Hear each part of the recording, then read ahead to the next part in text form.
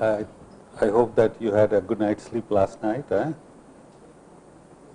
and I'm still within my time difference of about 9 hours. So while I'm talking, if I sleep, please wake me up.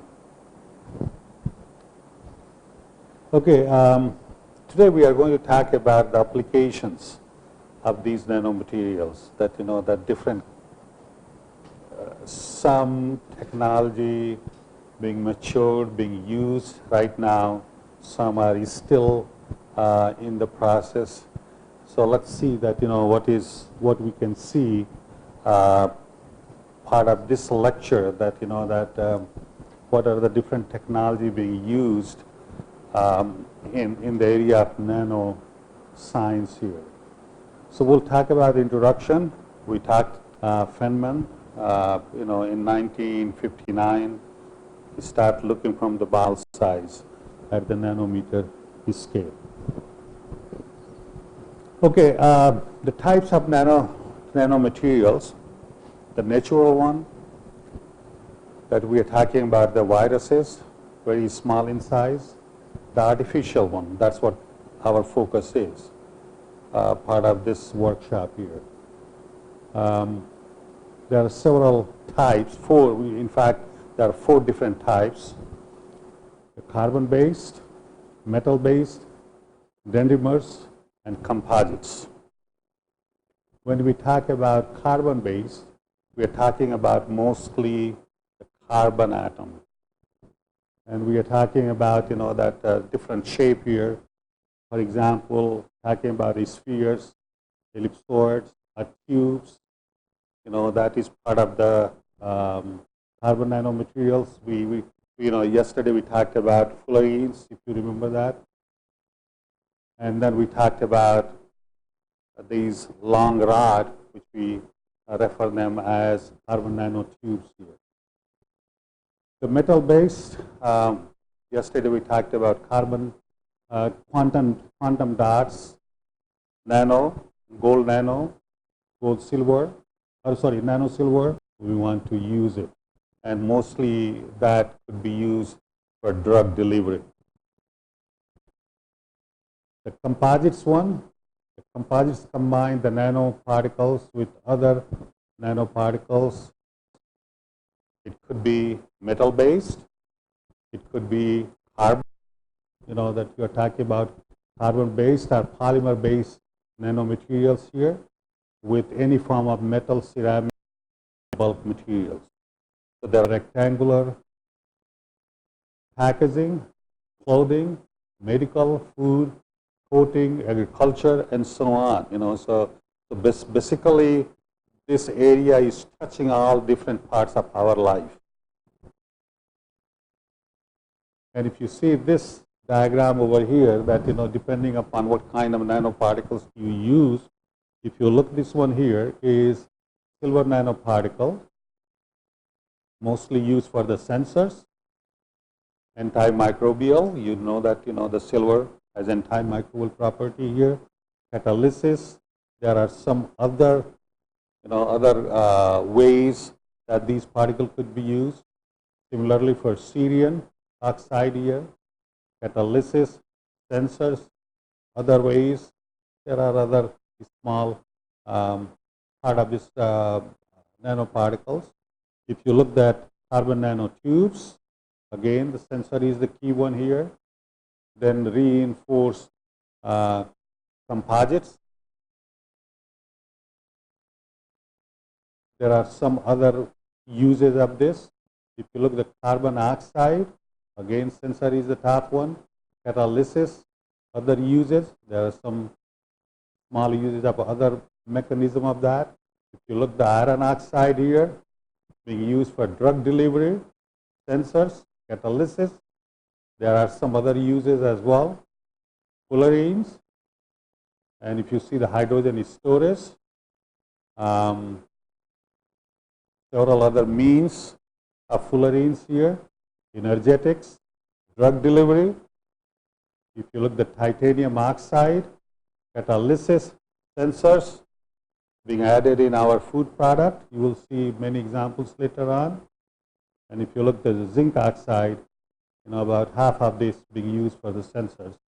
Catalysis, other uses of these here. So this is basically a proposed field for the application of engineered nanomaterials of different kind of nanoparticles. So let's talk about those, the different uses of these nanoparticles. For a photocatalyst on glass, in 2001, if you look at here that Pilkington glass, they develop some sort of using nanomaterials to self-cleaning windows, coated with the thin transparent layers of nanoparticles, titanium dioxide. And the coating acts to clean the windows in 2 stages using the photocatalysis and then hydrophobicity. In fact, this company developed it was the first one to develop the true self-cleaning glass.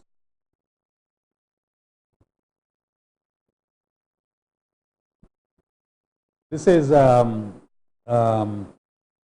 Jubilee Church in Rome, and this you see that these walls here, they have titanium dioxide, and basically it will clean itself. That you don't have to go and clean it. When the rain will drop on that, it will make rain will not add to the wall in droplets. It will make a nice make a pore like that, and eventually it will clean the surface over here, and then eventually the water will be cleaning this whole area. This one here, the Mercedes-Benz, the company which makes the Mercedes, I'm sure that you guys are aware of that, that they use the word first vehicle manufacturer to offer this more scratch resistant. So that when they apply these paint and when they bake the paint, a certain nanoparticle will come out, and it will be staying on the surface of the paint here, and eventually protect this vehicle with any kind of scratch. In fact, this was developed by PPG Industries. They used silica nanoparticles, and allow the nanoparticles to migrate to the surface when the paint work is baked. So when you apply the paint and then you bake it, and this particle will eventually come on the surface, make this wherever the paint is used, make it scratch free. In case of sports, tennis rackets, and I'm sure that you guys know about this company here, Wilson. They make these balls, tennis balls. They also make the rackets. And they use this here, the nano technology, to make first racket, and they call that racket as N-code. N-code rackets are twice as strong compared to any racket. It is twice as stable, and it is 22% more powerful compared to any conventional racket. Okay?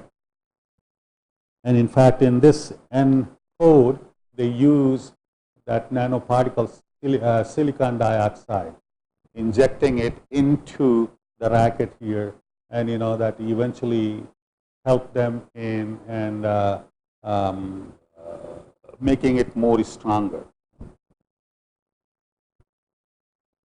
Same thing, they use tennis ball.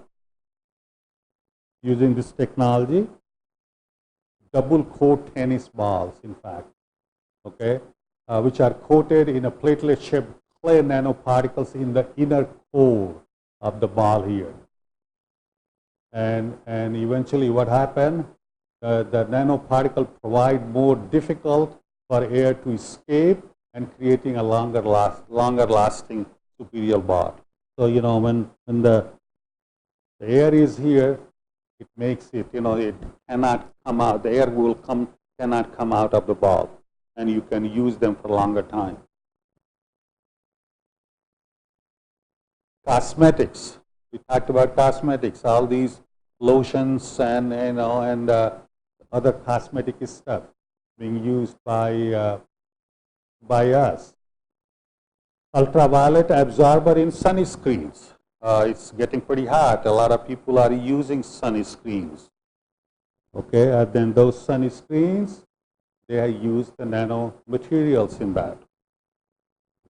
Okay, in that case, again, titanium dioxide as a nanoparticulate being used in sunscreen to reflect or scatter UV lights. You know that UV lights, it could cause cancer, right? So basically, if you use the sunscreen, then basically it will scatter. It will not be absorbed by the body here. Okay, so it protect our skin from UV light. Look this one here. Look this brand here, Optisol here. Optisol, it helps us with the UVA and UVB, protecting our skin here. And if you look this, that Optisol is a manganese-doped nano titanium dioxide, which provides broad spectrum protection for all day use here we're talking about. And in fact, it is #1 in case of United Kingdom here, as a sun, people wear them as a sun protection here. And in fact, it gives you approximately 8 hours protection from the sun. So you can use it in the morning, you should be fine by whole day. There are some other engineered nanomaterials. Look here that, in this case, nano gold energizing cream.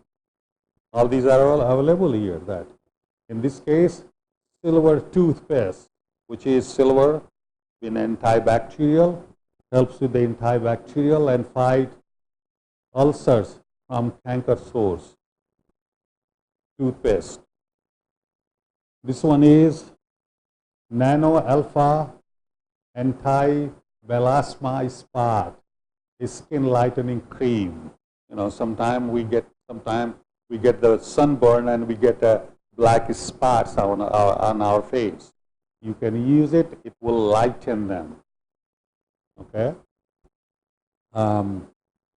If you look this one here, nano complex keratin gold shampoo.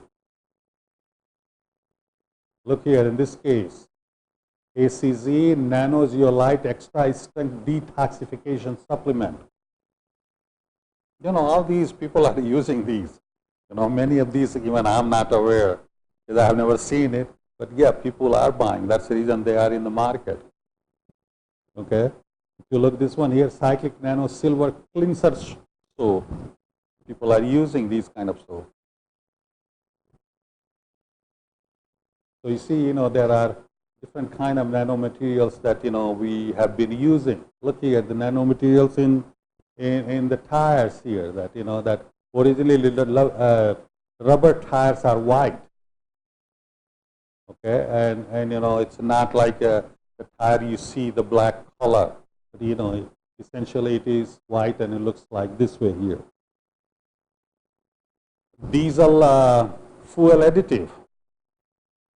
There are lots of additive you can add to the fuel in your car here. In this case, it was fuel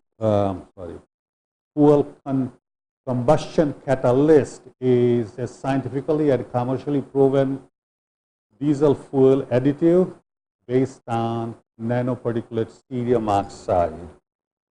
Cerium oxide being used. And what it does is it can reduce your fuel consumption. So if you add it, you can drive more miles of your car with the same liter of gas or liter of petrol here. It also helps with the reduction of gas emission, CO2 coming out from the gas. Okay.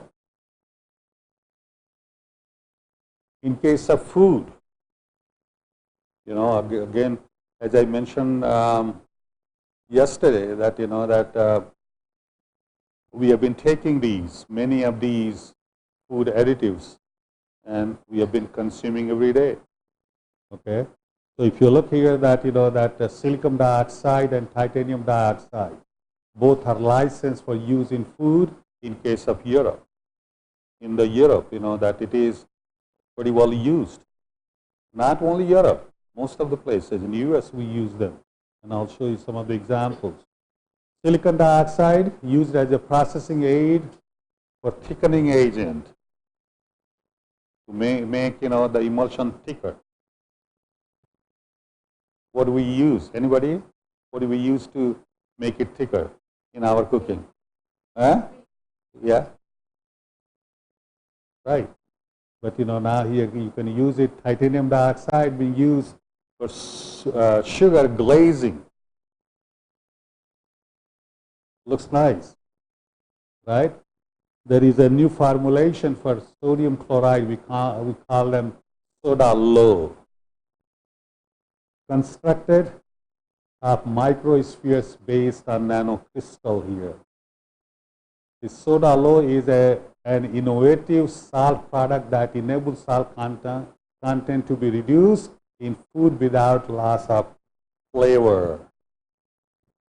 So see that the salt we take, many of us having blood pressure problem, right? So we use different kind of salt. This could be used. Okay. This soda low is available in encapsulated flavors. And of course, you can see that this is a subsidiary of University of Nottingham. So here that the university became partner with an industry to develop that thing. And that's how, in many cases, that's how things are now. University, they are developing these products, but then they go to the industry, and industry use them because they have resources to commercialize further. Look here, I was talking about titanium dioxide. Everybody knows about this. This is donut here. See all these powder here? That's a titanium dioxide. And we have been eating every day. When you go to buy these, when you see like this, you think, these are the fine powder, right? Fine sugar. And nobody asked the question, but in fact, they are essential nanotitanium dioxide. Milk, we make them white using titanium dioxide. Look here. Nice ice cream, right? And this was developed by Unilever. Has developed a low-fat ice cream using nano-scale emulsion particles. Okay, uses 90% less emulsion to give the same highly consistent texture here. That the fat content decreased from 16% to 1%. So it's good because you are cutting down your fat content. I don't know how does it taste. I have never tried one, but of course, if they're selling it, it must be selling good. That's the reason they have in the market. Okay, and also the same thing being used for the mayonnaise, cutting down the number of fat from high content to low content. Nanoparticles used in food packaging, clays, silicon dioxide, titanium, and silver here. So see that in case of food packaging, there are three things you need. Bio-based packaging, so it could be biodegradable later on. You can have improved packaging, you can have active packaging, you can have smart packaging. And if you look at the improved packaging means temperature and moisture stability. So if you are packing on something, it gets wet, your product is still fine. You can protect your product. Mechanical strength, durability, and stability. Bio-based packaging, biodegradable, biocompatible, low waste, eco-friendly. That's how we are looking for that. We want to develop a food packaging that that could be biodegradable. Could be strong enough, could resist and that temperature and moisture. All those kind of things here. Smart packaging here. They should be able to have some sort of sensors. That remember that, if you see those Amazon, I'm not sure that whether you guys have ever been to FedEx Express or UPS, any of those, the big vendor that, they take your content from one place to other place, that. So they have sensor, and it goes through on a big conveyor belt, and there are machines which can read it from there. Sensor is down there, it will read it, and then it will keep separating where it ought to go, and so on. So there is a less manpower to separate them. Machines are doing it.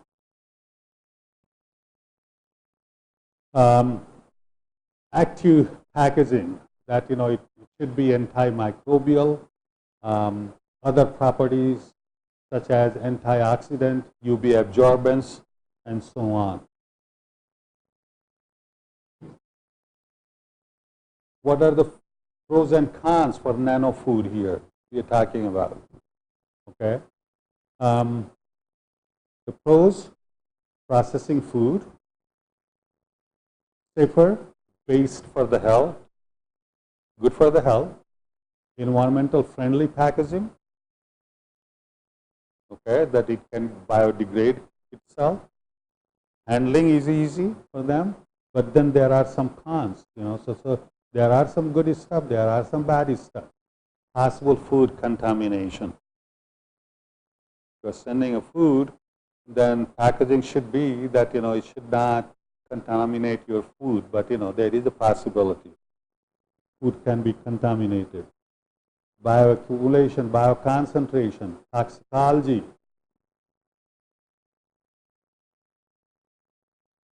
Toxicology, change in nutrient body, that if you are sending it and it stays there for a long time, then the content gets changed as well.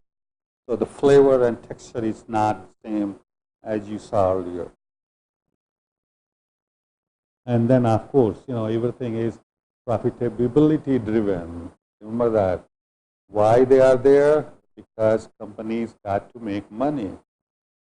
So there is a profit there too. If the cost is high, the company is not going to make money, then are they going to use it? No.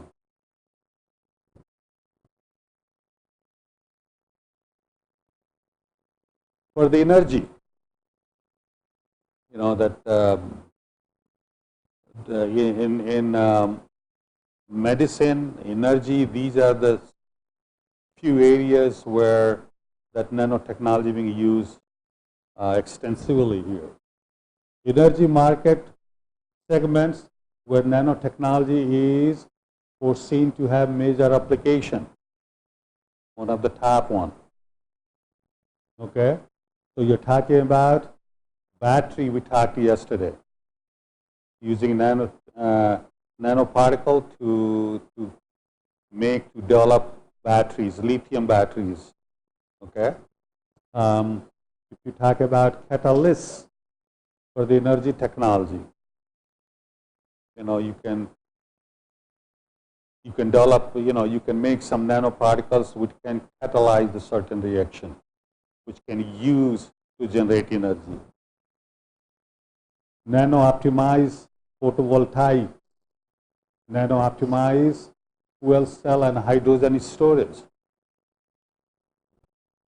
supercapacitor, photovoltaic cells, that we may not know as a biologist, we may not be knowing, but there are some people sitting here in engineering or in physics. They might be knowing a lot more about these things here. These things here. Okay? Look here. Everybody knows about that. Solar panel here, right? So again, the solar panels where this technology being used here. The growth in demand for battery-powered car, there is a growing demand for the lithium batteries because they can retain the charge for a longer time. I gave you example of Tesla. Okay, they use the lithium battery. Okay, now they started with the 200 miles per charge. Now it is around 300, 350 miles per charge. So slowly they are getting better and better because they are producing better quality batteries and they can go for the longer. If they cannot do it, then the technology is going to fail. They cannot sell it. When I have seen it, several friends of mine, they have Tesla car. They can drive locally, but it is difficult to drive for the long distance because you need every couple of 100 miles you need a charging station. So you charge it. It takes about 45 minutes to charge it. So every 200 miles you drive and you sit down for 45 minutes to charge that. 2.5, maybe 3 hours of driving. You spend about an hour charging it and then go. That's up a lot more money. Whereas if you drive your fuel car, then there is no problem. Within 5 minutes you can get the gas and you can keep going on and on. So you save a lot of money. Okay, so there are some problems and they are working on that. Some of these companies, Panasonic, Samsung, LG, Apple, Tesla, they use various type of nanomaterials to develop these batteries here. Those silicon, carbon nanotubes, graphene, to develop the electrode components in the lithium batteries. Again, nanoparticle is helping here. Solar panels. I think India is using a lot of solar panels too, I guess, especially in the south, right? Yeah. A lot of, that I live in New Jersey and I just moved there about a couple of years back. We bought the house and I have been getting, every month I've been getting 5, 10 calls that, can we put a solar panel, on the top of the roof because there is some subsidy from the government.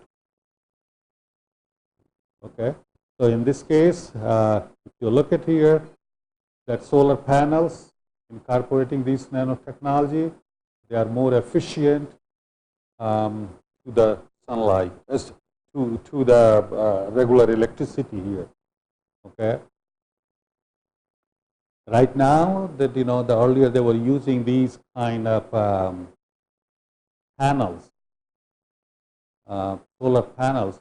Now you have some sort of flexible rolls than those panels. So you can basically, you can wrap it like aluminum foil. Remember that? Okay, you can wrap it. A lot easy to transport it, and you can spread it. A lot easy to do it. Okay, but again, here your nanotechnology being used. Carbon nanoparticles here. Why carbon nanoparticles or nanomaterials here? There are several things here, and if you look at here, there are two color here that that blue and red. In fact, in case of blue is the text and red is the application here. So if you look at here, this is The text here, what it is, nano scale structures and absorption, high surface area, catalytic support. And the application is in electronic applications, transistors, transparent, thin film, LSI wiring, and so on. For this one, this is here.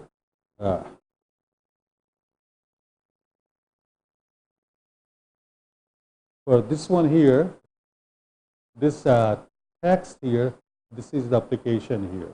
The application for this one is energy storage applications such as fuel cell, capacitor, lithium-ion battery. For this one here, high surface area, strong absorption, high affinity binding, biotechnology application in drug delivery, biosensors, cell cultivating. Okay, so there are several application of carbon nanotubes here, or carbon nanomaterial, depending upon what you are using for.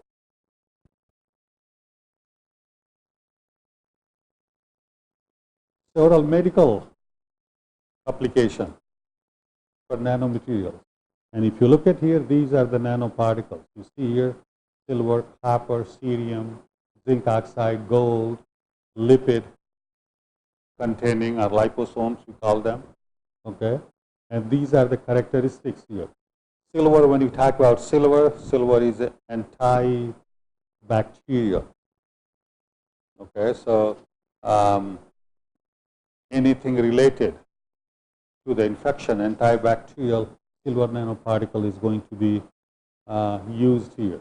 So antibacterial, and you can also use that one as anti-inflammatory here, because when you have the infection, then the area is going to swollen up, inflammation.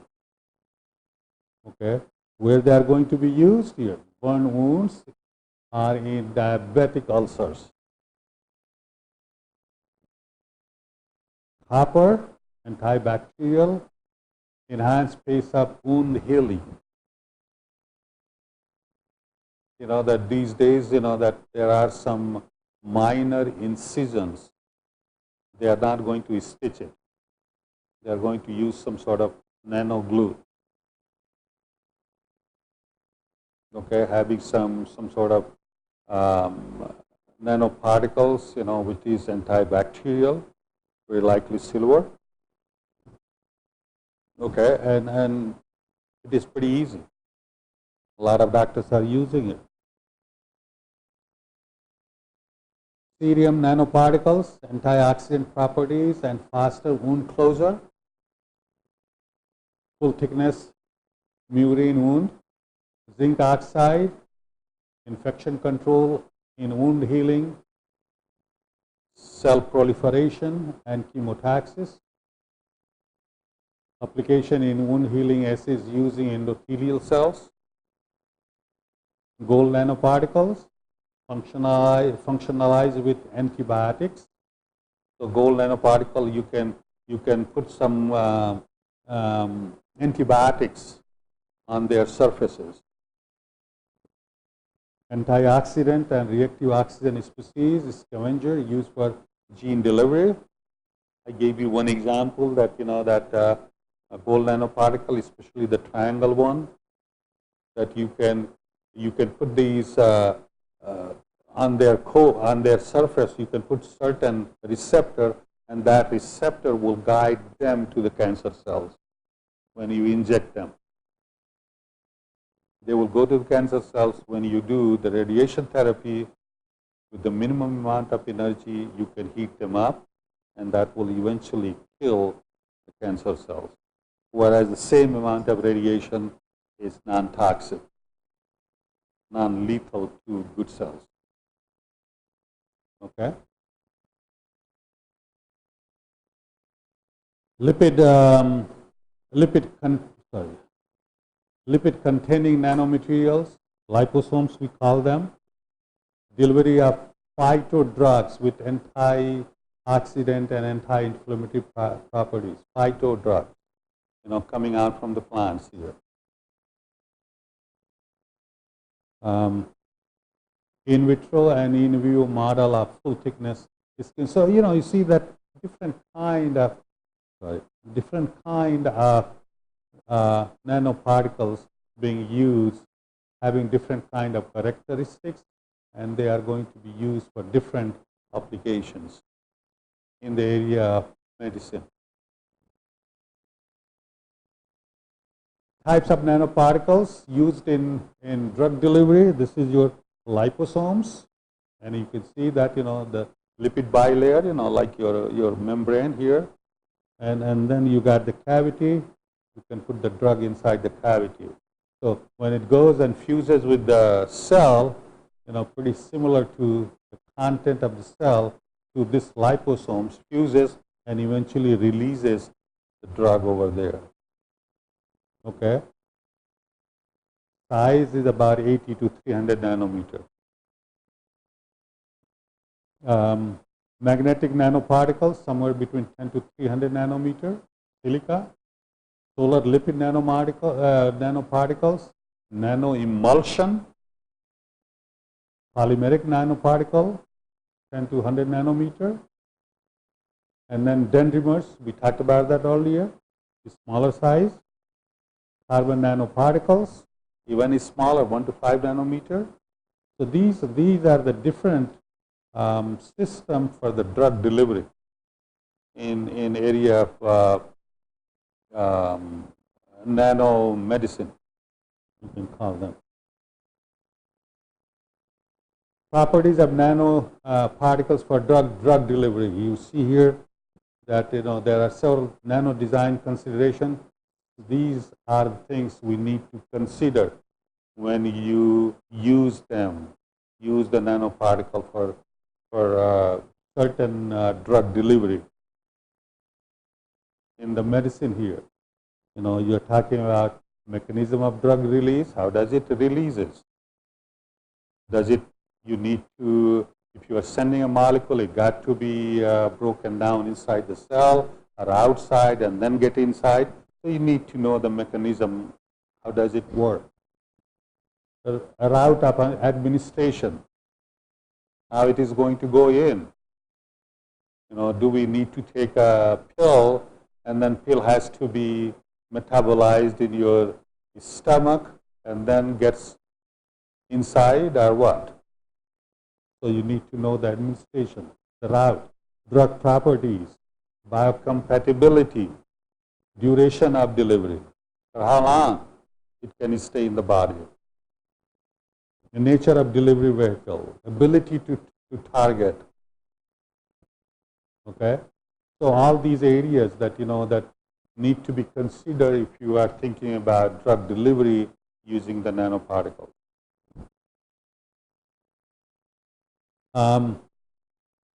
We talked about silver nanoparticle, antibacterial, if you remember that earlier.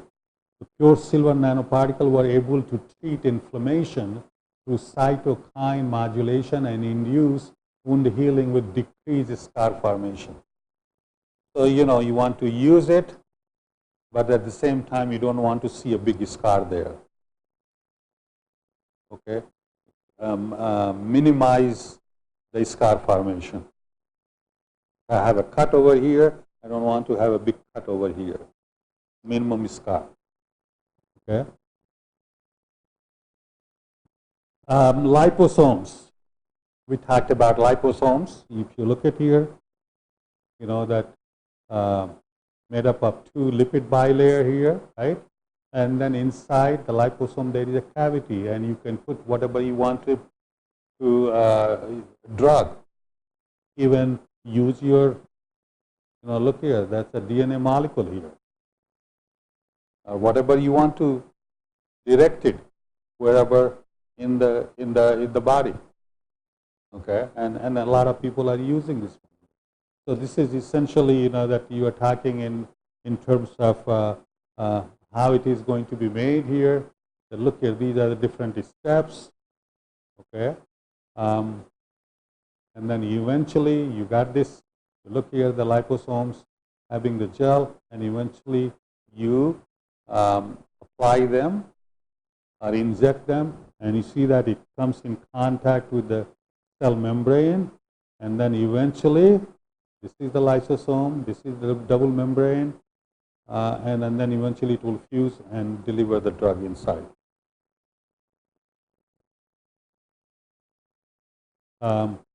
See, this is, you can see here, the blood is getting into, go through, see the nice picture here, that release of drug encapsulated with nanoparticle in blood vessel.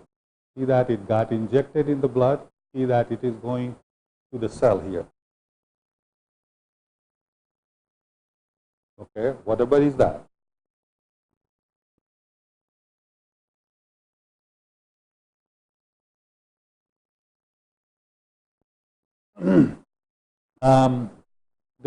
This slide talks about the different example of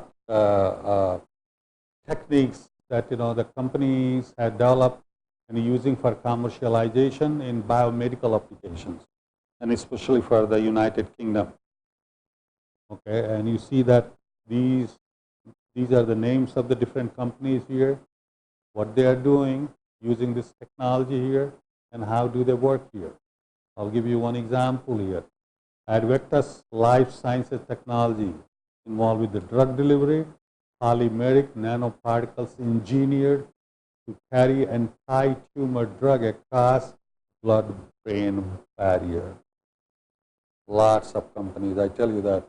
These days, yeah, there are some pharma companies that they are producing it, but a lot of these things are also coming from the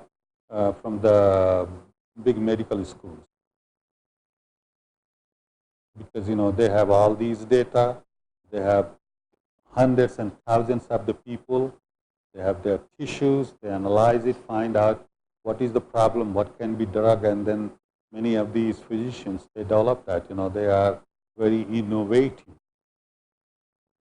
Okay, so these are the several examples you can see. Many of you know about this BASF. It's a German company. Okay, they are involved with the toothpaste here.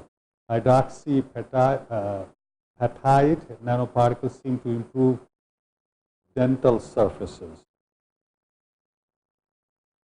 Many of these nanoparticles are, the toothpaste we use every morning. Sometimes we wonder that, your neem datun was better. You remember that? Okay. But right now we are using toothpaste, and they have all these different kind of nanoparticles.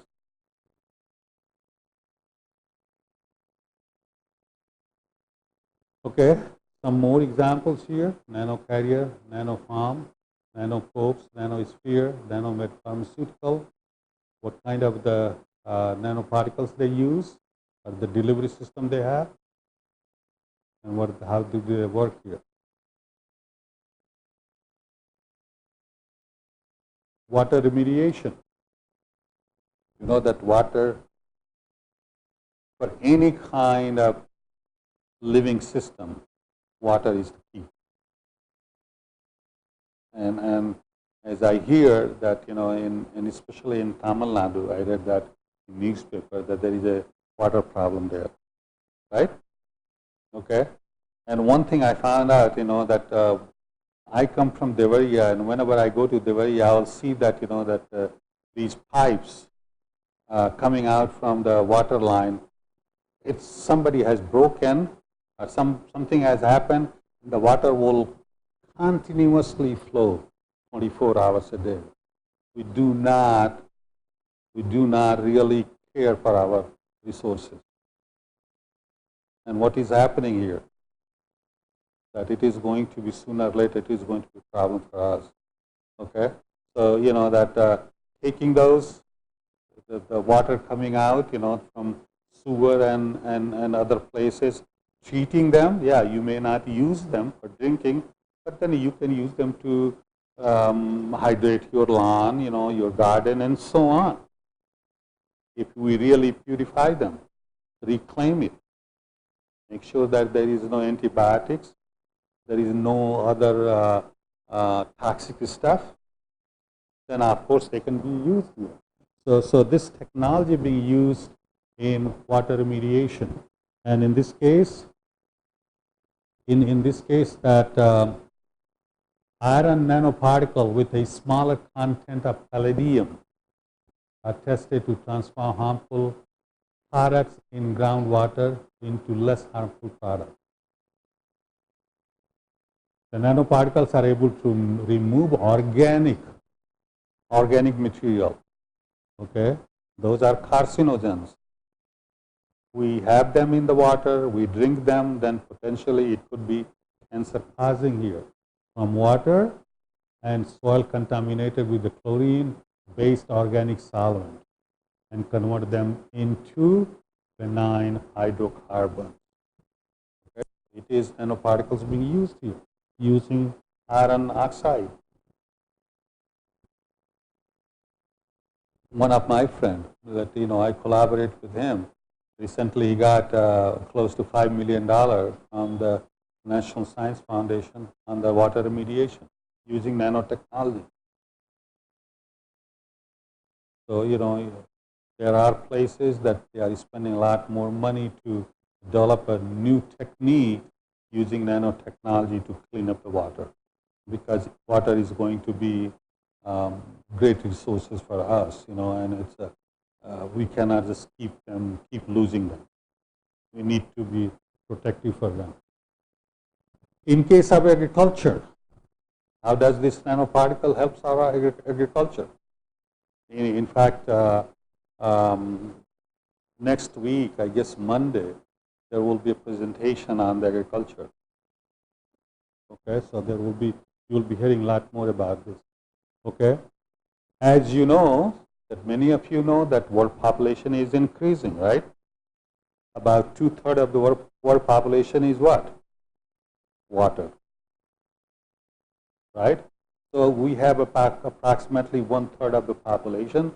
That 1/3 of the 1/3 of the land that where we have mountain, we have forest, we have everything, plus people, and the people number is keep growing. So what we are doing, we're cutting the forest, making more areas to stay there, and so on. So at the same time, we need to also think about that as the population increase, we need to be more resourceful in order to make more food, right? Okay, so that's what's happening here. 9.7 by 9.7 by 9.7 by 2, approximately 2050 here. Our agricultural production will increase by 60% relative to 2005. We got to, because number is increasing. Okay, and then of course our cereal consumption will increase about 46%. Meat production will increase about 76%. The land masses is not growing. It is not growing. And within the same land mass, we need to, and we as a having a creative mind, we need to think about that, how we are going to support that increased number of population. Right? So we need to think about that, how we are going to do about this here.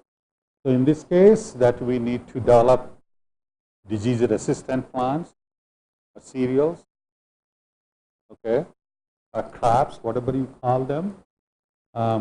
We need to, we cannot keep using the fertilizer the way we use now, because remember that it got to be sustainable. That's what we need to think about that.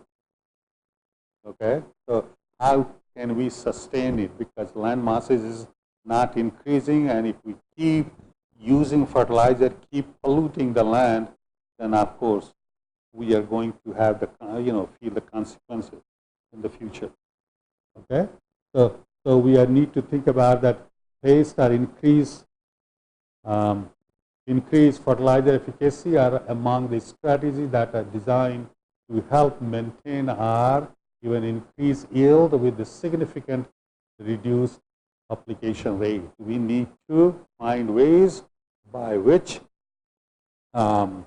we can apply less fertilizer, or we can apply fertilizer where it is needed. Not that, just throwing the bags and bags of that.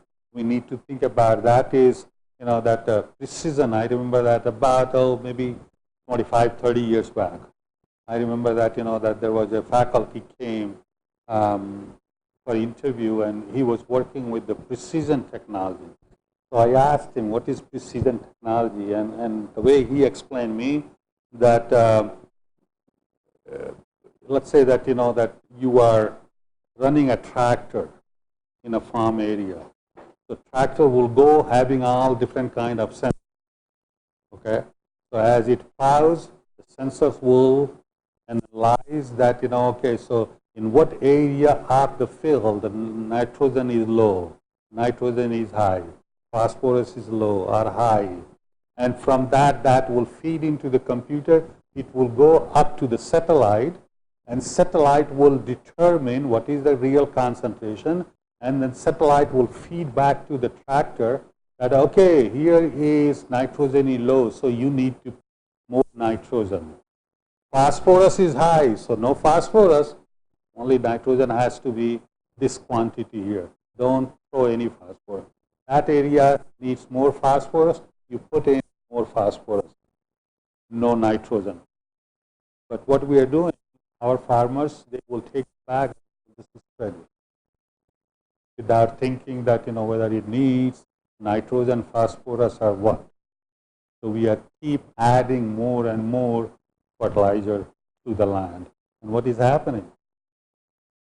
They are washing away certain areas in U.S., especially in the northeast area. That that if you remember the U.S. map, going from Virginia, going to Washington, D.C., going to Maryland, going to, let's say, to Delaware and North New Jersey. Because of having large number of poultry farming, what they are using poultry waste as a fertilizer source. Okay, so in those cases, some of the area, their concentration, phosphorus concentration is very high. And the government has banned, you cannot use any fertilizer. You cannot. Because what is happening? They are washing away, eventually getting into the water bodies. Your water is getting contaminated, and so on here. Okay, you guys may have heard about eutrophication. Have you heard about that? All these, have you seen in the villages? I come from a village, and when I go and see the village, when I was a kid, that I see only green mat on the top of that. Those are algae. Because of that, because they have very high phosphorus in that. Okay, so we are ruining our water bodies here. So we need to think about that, being the smartest people on this planet, that when the population increase, we need to produce the more food for the population. At the same time, we need to be careful about our environment. We can be sustainable. That is the key word I hear. That a lot of universities are developing courses in sustainability these days. I hear that. Okay, so that's what it is here. So we need to think about that here.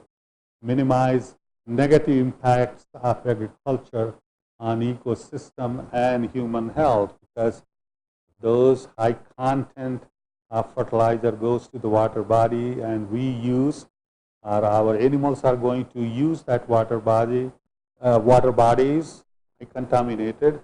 Then it goes to the animal. When people eat animal, it goes to us, and then eventually it goes back, constantly going back to ecosystem. So we are not helping that.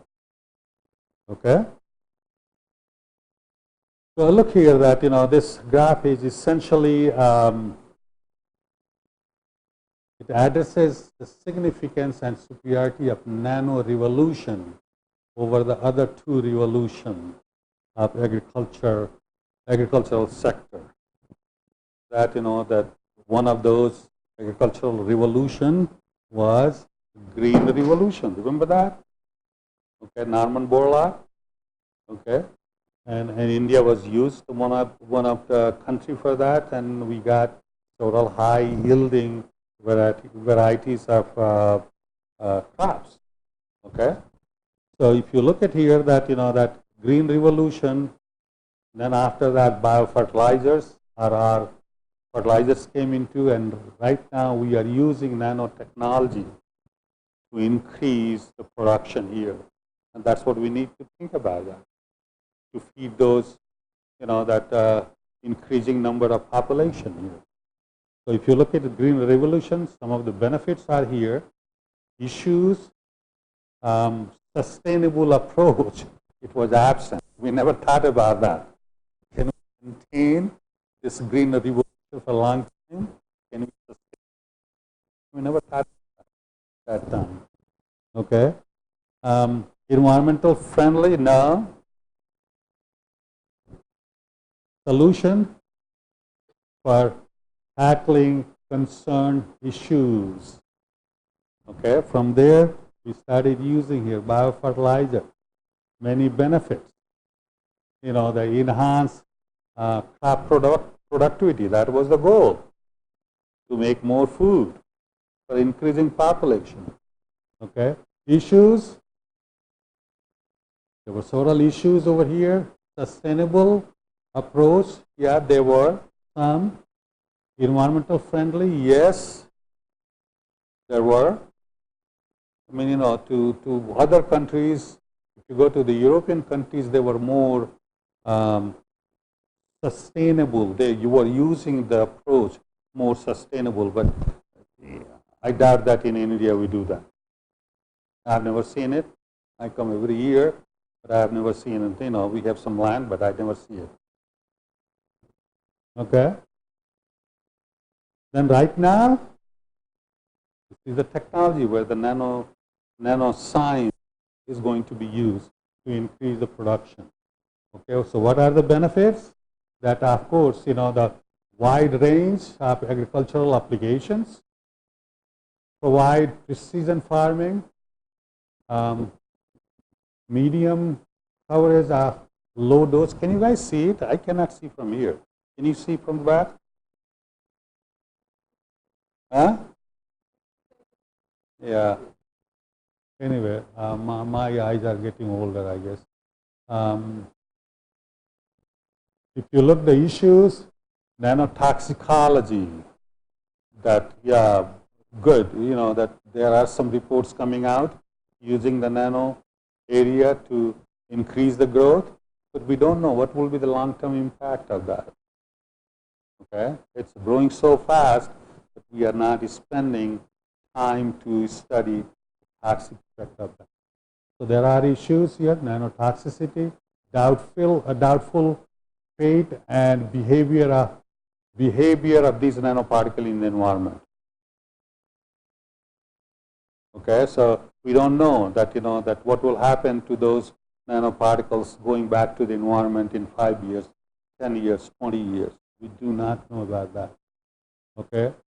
Another issue is uncertain environmental impact.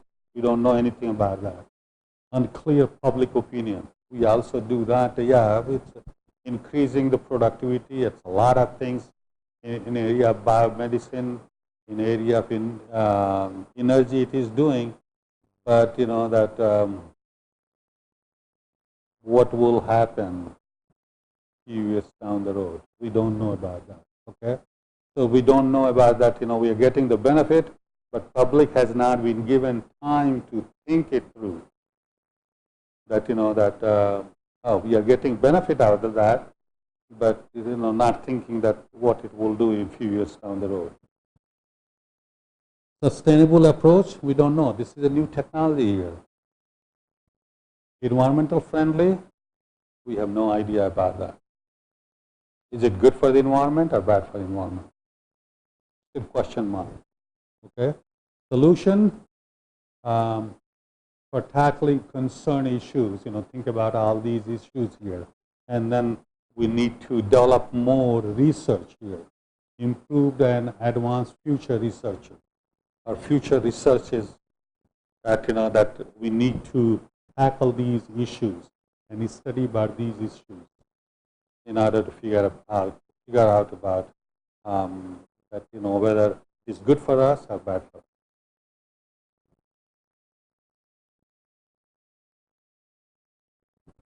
Nano agrochemicals. There are a lot of nano agrochemicals being used these days, being used here. Because if you see here, if you see over here the key drivers for applying nanotechnology to improve efficacy of agrochemicals. The chemicals we have been using, that they are doing their job.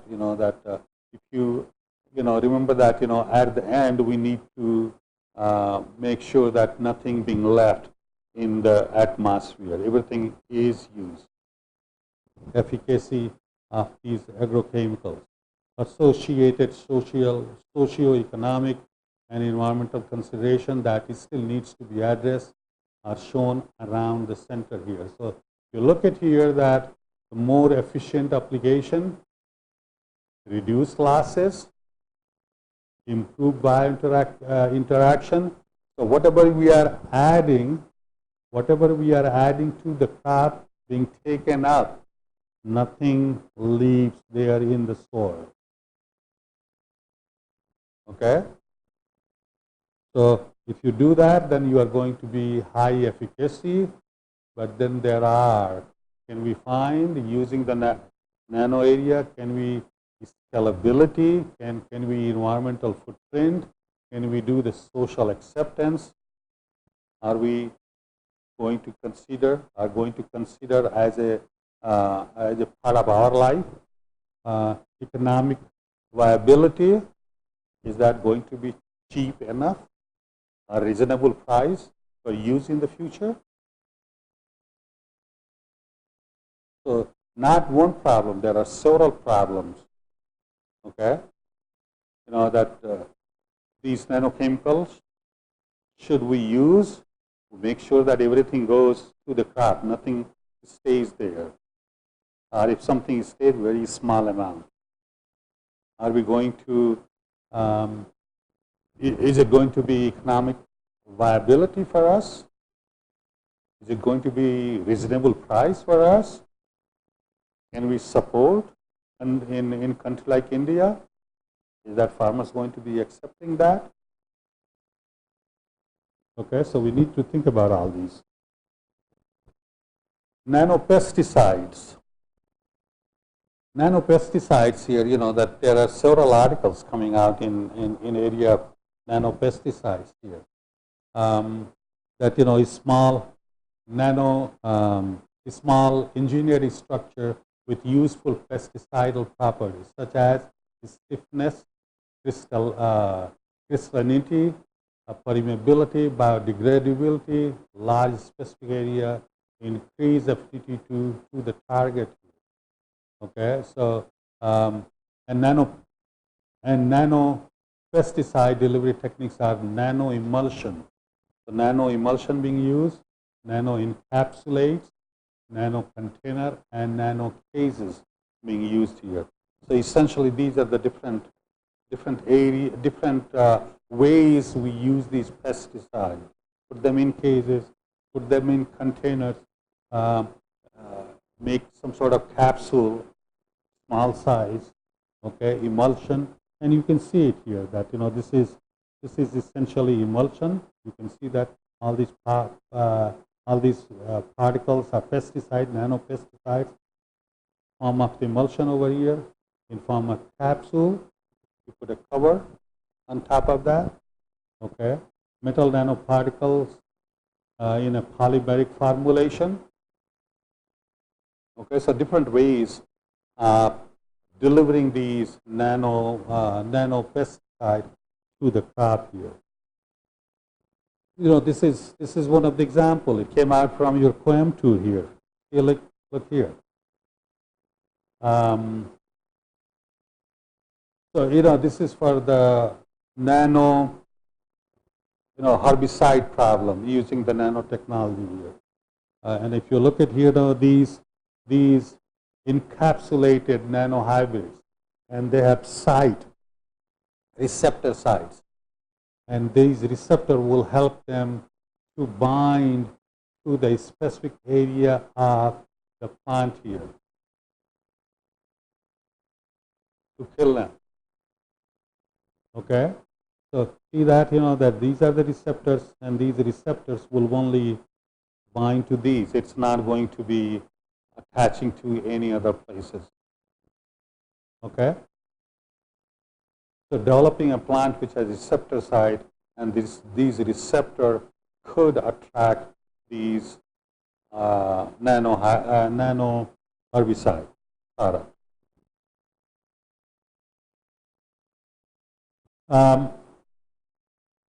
Nanomaterials. These nanomaterials can be used as a coating or protective layer to enable slow release of traditional pesticide and fertilizers. Remember that, that we are also thinking about sustainability here. Okay, so slow releasing and do their maximum. Pesticide inside nanoparticles are being developed that can be time release or have release linked to an environment. So time release, it's not that it is there. If there is no place to work, it should stay there. If there is a place, then having those receptors working on those target sites. Some of the examples here, you look at here that, artificial polymer-free nanopermethrin as an effective larvicide that was stabilized by plant extract, natural surfactant. So, you can get a lot more detail from this site here.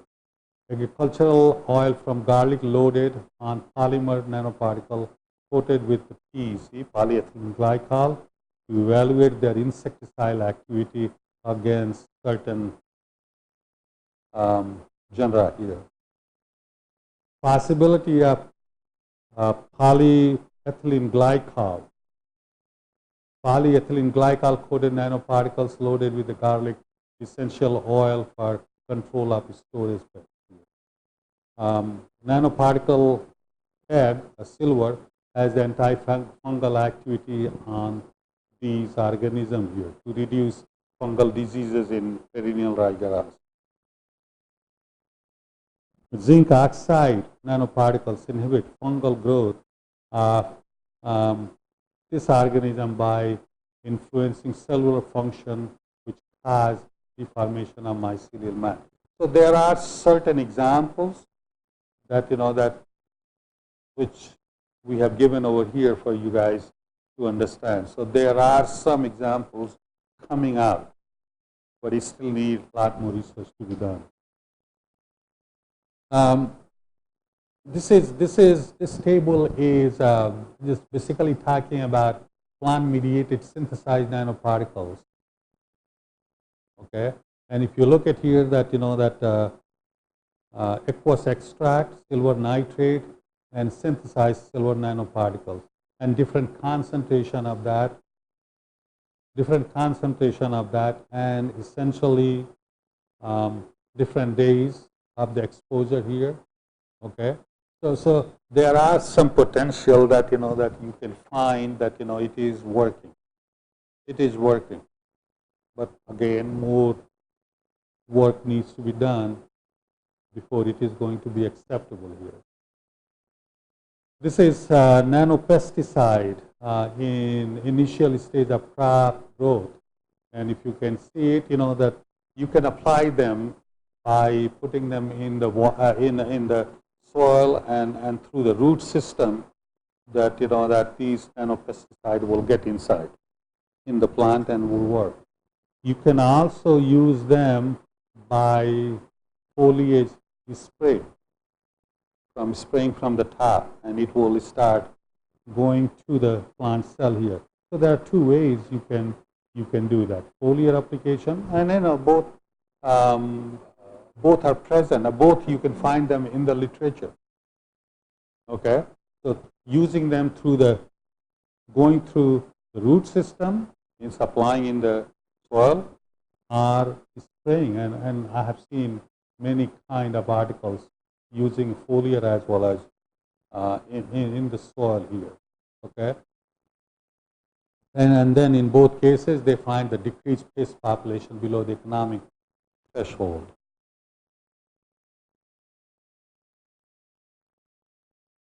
In case of nano herbicide, in this case, that herbicide was encapsulated or was part of the capsule here.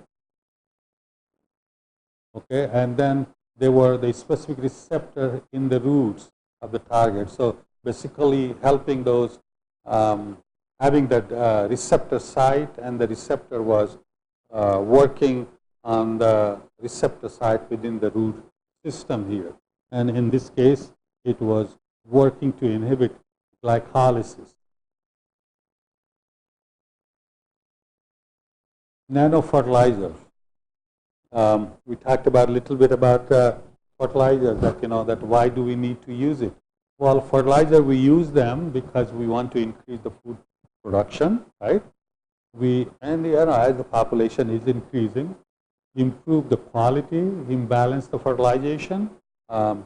Sometime you might be hearing about they call it biofortification, right? The certain variety, they are less in zinc, or you want to add more selenium, those kind of things, you can biofortify them, okay? So we use these fertilizers to get whatever we needed, but at the end, what we have is that we decrease the soil organic matter, constantly using fertilizer. So organic matter is decreased. Depression in the crop productivity, yeah, initially you can increase, but then later on you cannot sustain that growth, that productivity. And then, of course, any excess nutrient in the soil, that is going to wash out to the lakes, rivers, right, ponds, and getting eutrophication, algal growth. So what we are using right now is the nano fertilizers, and some articles are coming, some review articles as well as some research articles are coming here. And in this case here, they increase the efficacy of fertilizers using the nano fertilizer, increase uptake from soil in crop production. You can see extend the duration of nutrient supply of fertilizer, reduce loss rate of fertilizer nutrient into the soil by leaking, making sure that it is kept in some sort of encapsulated area. So you protect them, leak from here to the leak within the soil system. A highly effective novel platform to stop decrease disease suppression, and a highly effective novel platform to stop disease suppression here. And you can see that it has been seen that it has been useful. Effect of nanoparticles in fertilizer. If you look at here that nano size nutrient, a small size nutrient, and if you look at the slow delivery, slowly gets delivered.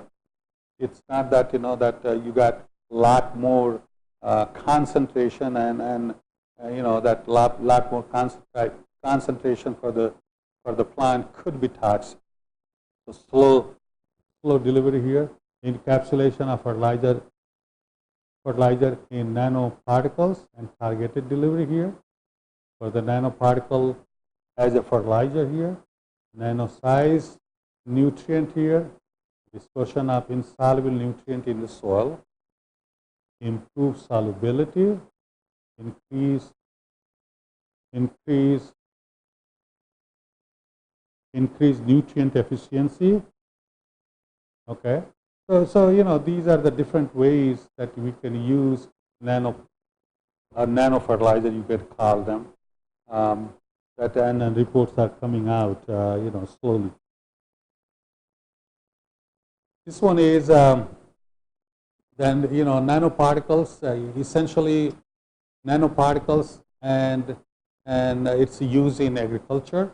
And if you look at here, that some of these nanoparticles, that that if they are in high quantity, then it causes phytotoxicity.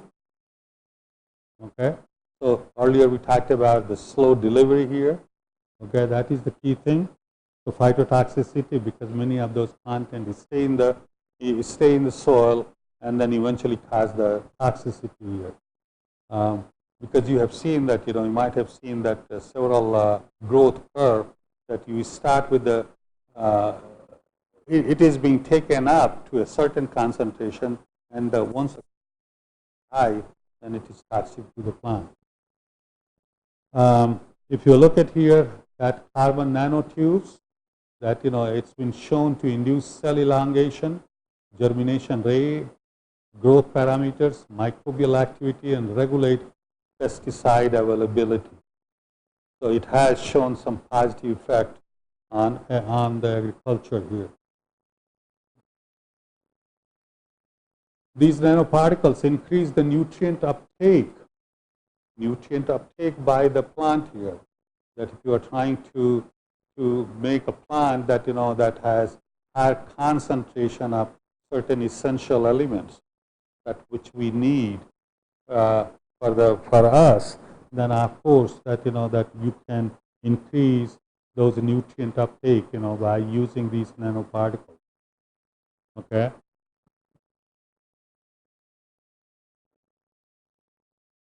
Many of these nanoparticles, they have been used as a sensor.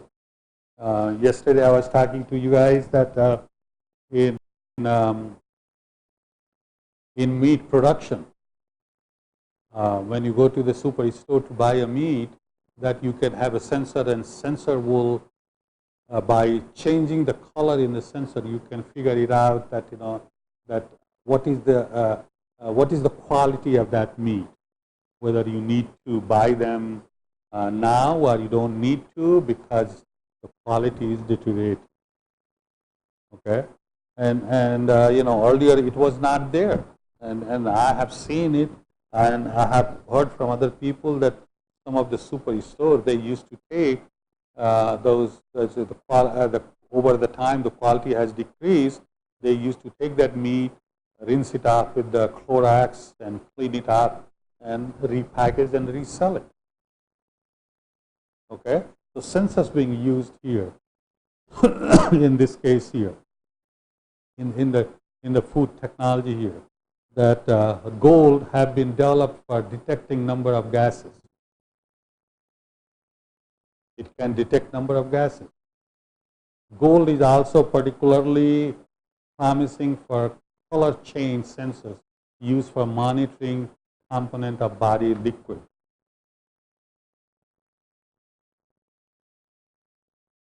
It is particularly convenient that the gold catalyst can operate at ambient temperature and gas sensors based on nanoparticulate here. Needs for air quality monitoring demands that development of sensors that are selective for the detection of individual pollutant gases. So, when you synthesize these sensors, you need to make sure that you are using a molecule that that can react and give you certain type of gas, because those gas is going to be used to sense it, whether it is good or bad. Nano sensors and nano devices contribution in biomedical application here. I mean, as I said, that there is a lot more increase in use of nanotechnology in biomedical area. Okay, so if you look at the biomedical area, biomedical devices, role for the diagnosing the disease sensitive and giving appropriate treatment to the patient. So, using these nano devices or nano sensor to figure out what kind of disease they have and figure them as early as possible so they can treat them the way they would like to. In medical field, any nano devices like Nano Pacemaker, Nano Syringe, Nano Endoscope, that endoscope. You'll see that, they want to see inside your digestive tract. They can insect, they can add they can add a camera to your mouth, see the structure inside to find out if there is any problem or not. But those that in those cases they have to sleep you, they have to anesthetize you. But now these nano devices are available. You can take them as a tablets, and it has camera. As it goes through, it will keep taking the picture and keep sending those pictures to the physician. Okay. Micro and nano size sensors can make use of wide range of technology that most effectively detect a targeted chemical or physical characteristics. So these are the sensors that you need to have certain characteristics in order to detect whatever you want to detect. Nano sensors are chemicals. Are mechanical sensors that can be used to detect the presence of chemical species and nanoparticles, or monitor physical parameters such as temperature on the nano scale here. And you can look at here, there is a chip here. This is one of your thumb here, and you look at the size of the chip. And can get inside, they can transplant it. They can start getting those, and look here that this is the one here that nano sensor injected in human body. And if you look at here, this is the hand. You can see that's where they have injected, or they have kind of make an incision to place it here. Okay, so this is the sensor here. But this is sensor. Sensors are injected using minimally invasive technology. This is a sensor. Intra and extracellular nanosensor reside underneath the skin. Make a small cut, put inside there, and then you got some sort of portable or wearable imaging device is used to find that what kind of sensor is sending the data to figure it out. And if you look at some of those here, that but in this case here, that in this case they created for the purpose of interacting with the cell and tissue and carrying out very specific tasks, depending upon that all these new technologies coming up, and what kind of tasks they want to determine. And here that in this case, electronic skin patch to measure the blood alcohol concentration.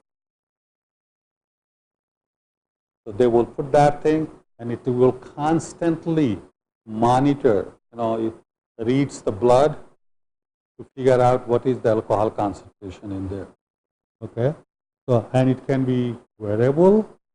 This is a tattoo-like patch that can be detected alcohol concentration in a person's sweat in real time.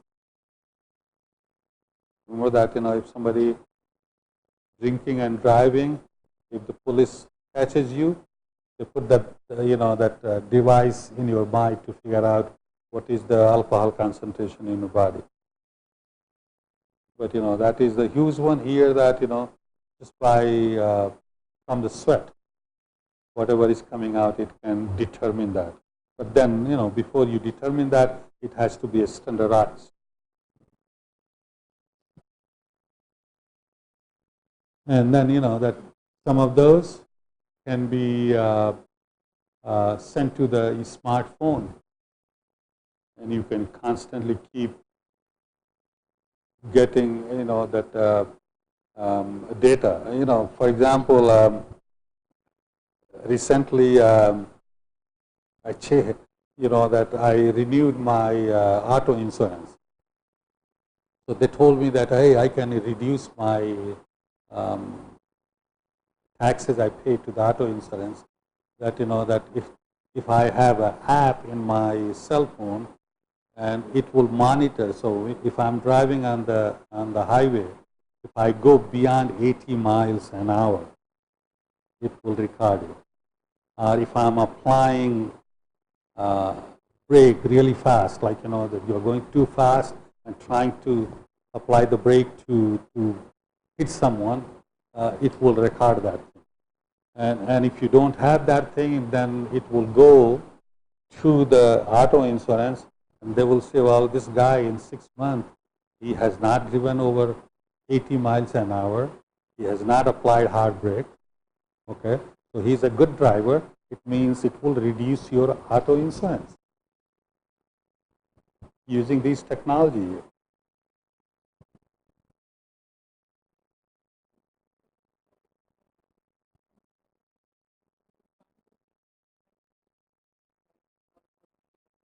Yes. So you insert over here and whatever.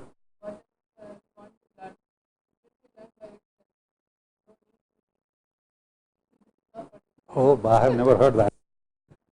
But think about that. If that's what it is, and these kids will not be here. That I guess just get that thing and go to exam and get all A's. I guess, right?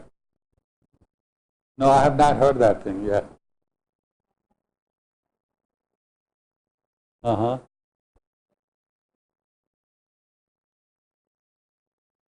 Maybe there might be something, but I have not heard anything about that. I mean, in my department, there are several neurobiologists. So, they work with the brain, and if something is like that, they always give a seminar. I have not heard anything. Maybe I'll ask them. There is something like that. Yeah.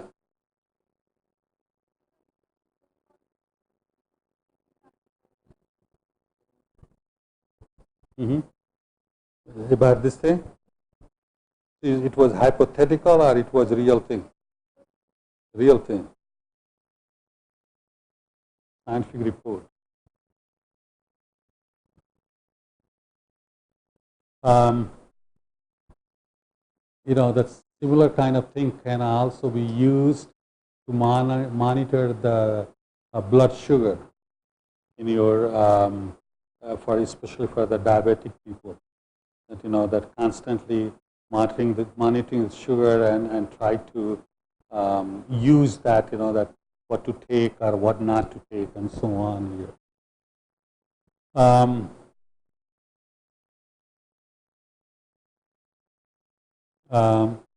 Nano sensors can also work with the series of medical devices that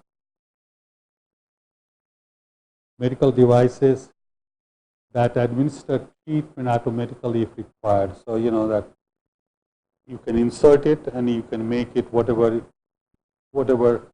your physician wants to do that thing. So these are talking about very small sensors, tattoo sensor. Nano Pacemaker. We all know about the pacemaker. Okay, a lot of people getting the pacemaker, but here we are talking about the nano size pacemaker here. And this is essentially a small cylindrical pacemaker, can be used by AAA batteries. It's smaller than AAA batteries. It monitors human heart rhythm, it stimulates heart when needed, and can provide information to physician regarding your heart performance. So there is no invasive cutting of your body. The nano pacemaker has no wire, has no scar, no chest incision, and non-permanent lump under the skin where the pacemaker is placed. A leadless pacemaker is a small implantable device that sends the electrical pulses to the heart whenever it senses that the heartbeat is too slow. So constantly it will be sending impulses that heart rate is slow, and there are ways, mechanism, either they can contact the doctor's office that heart rate is slow, so they can do something, or there are ways by which you can increase the heart rate. And these are possible. I've seen them. I've seen these. Nano Endoscopy, I was just talking about that. That it is essentially Nano Endoscopy is way to record images in your digestive path. That is any tumor or no tumor. If you have problem, why is the problem, and so on. So without making you sleep, you take these capsules, and the capsule has several camera. It will take the picture and constantly keep sending it. And eventually, after doing the job, it can be released from the body. It does not stay in the body.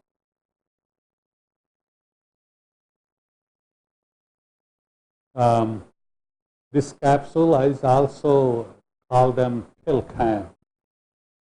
It's similar to shape to a standard pharmaceutical capsule, very small size. Okay. When the patient swallows the capsule, it passes through the gastrointestinal tract, taking a number of images per second, which is transmitted wireless to an array of receiver. And from there, that could be read by a physician to determine what needs to be done, and so on. I'm not sure that whether I was told by my physician that after 50 years, you need to go for an endoscopy. Okay, they will insert that camera. They sleep you. They will insert the camera. It goes and it reads inside, making sure that there is no tumor or polyps growing inside. And after 50, they say that after 50 you need to start it, and it's covered by insurance. Insurance pays for that. It is covered by insurance if there is a problem before that, but it is part of the normal routine examination after 50. And if every 10 years you need to do it, because a lot of people, they have intestinal cancers and so on. So if they can catch them, then they could save those people. But here, remember that this one, my God, you take those pills, and pills goes through, take the picture and send it to doctor's office. Next day we go and see the doctor. Doctor will say everything's fine, or no, there is some problem here and there, and we need to take care of that. It will pass through the system. Yeah, no, it will not.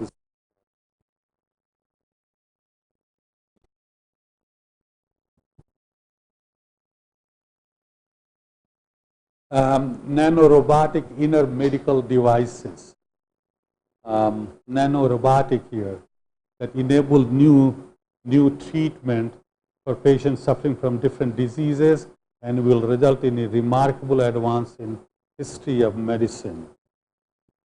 So, here is another scope here. May advance biomedical intervention with minimally invasive surgeries and help patients who need constant body function monitoring, or even improve treatment's efficiency through early diagnosis of earlier serious cancer. So you're talking about, the nanorobotics, that can help us with any kind of diseases. In fact, the cancer can be successfully treated with the current stage of medical technology and therapy used here. So, that if it has not metastasized, then it could be treated. If it has metastasized and has spread in different parts of the body, then it will be difficult. So early detection, that any disease you have, you can find them earlier, then the chances of getting it better is higher. Okay, so that's what it is. Wearable sensor systems here. You know that you can get a vest like this, and all these sensors are embedded in that, and the sensor will monitor your activity, and it will go to some sort of receiver, and it will be deposited. It's a nice, so sometimes you feel like it's a cool stuff, right? That, but it's still, some of these things are still different to comprehend, but hey, it is happening. It is happening. So, it can be, these house sensors can be embedded in garment. See all these here? To collect, for instance, that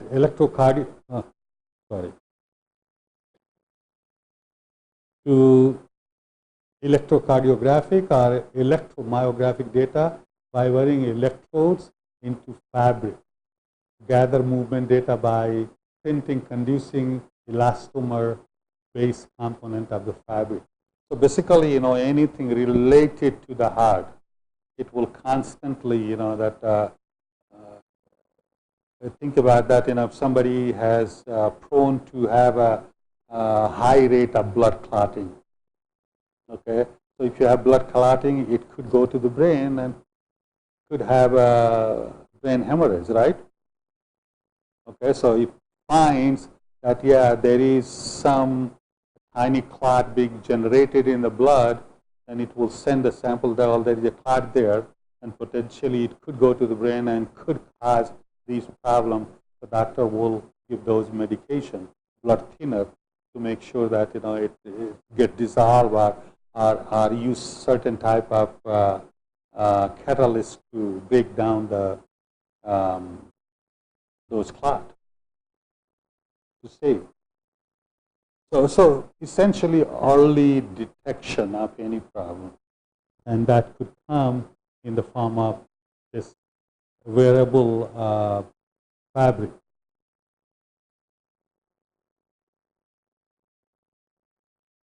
This one is essentially talking about the various nanoparticles which are commonly used in the consumer product by industrial sector. And if you look at different example here, industrial sector, nanoparticles, and these are some of the references, agriculture, automotive, and you can see the different kind of nanoparticles being used, construction, cosmetics, electronics, environment, food, home appliances, medicine, petroleum, all these different areas that where the nanotechnology being used, and these are the different type of nanoparticles.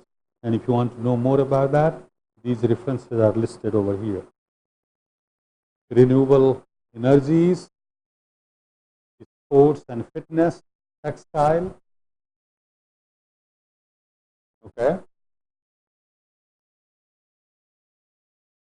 So just to conclude, this chapter is that the properties of many conventional material changes when formed from the nanoparticles. So that whenever we take a nano, when we talk about nano, the property is going to be changed, and that could be potentially used in the different areas here we talked about that. Because nanoparticles have a great surface area per weight than larger particles, which causes them to be more reactive to some other molecule. That's what it is, nano. Nanoparticles are being evaluated for use in many fields. So some example you saw, those are, that real time, it is happening. We have developed those, and some are hypothetical. We are thinking it through. Okay. Nanotechnology covers a lot of domain today, and we'll cover a lot more in the near future. It is indefinitely big and will make a lot of invention in near future. As the developing concept in nanotechnology have their advantage, it also has disadvantage. Remember that, that it's doing a lot of good things, but we should also not forget about that. There are some funny stuff. There are some disadvantages, and we need to work on that to figure it out. Inhaled nanoparticles may represent a potential health risk. Some of these, that many places, the workers working in nano company, that they are producing these nanoparticles, and they are inhaling them. What will be the long-term impact? So there is a risk associated. More study is needed to learn long-term impact. That is the key part. We need to do the same thing. We need to study more that what will happen. There's a lot of benefits, but at the same time, what will happen 2 years, 10 years down the road, we still need to work on with that. And I'm hoping that many of you will start working on that concept. This is the last slide I just put you to show that, look here, that we all do it early in the morning when we get up, toothpaste. You know what this toothpaste has? It has titanium dioxide. Yeah, the purpose is to clean up your mouth and then you spit it out, right? But certain part also goes inside, right? So if you look at here, new study finds that titanium dioxide leads to pre-cancerous growth in 40% of rats. It's a rat. Is that also going to be impacting the human being? We don't know. Is it worth checking that? Of course. So anything in our life or in our day-to-day life, I should say that, we have been exposed to the nano. Any area, whether it is energy, medicine, food, or whatever you take it, we are getting exposed to that. But that exposure limit got to be established. Remember that, that if you gone to X-ray lab, right? Doctor's office, the X-ray, those technicians, they take the X-ray, they put a badge over here. Have you seen that? Okay, because it counts that how many radiation that they were exposed to over time, right? And then after that, they need to take off.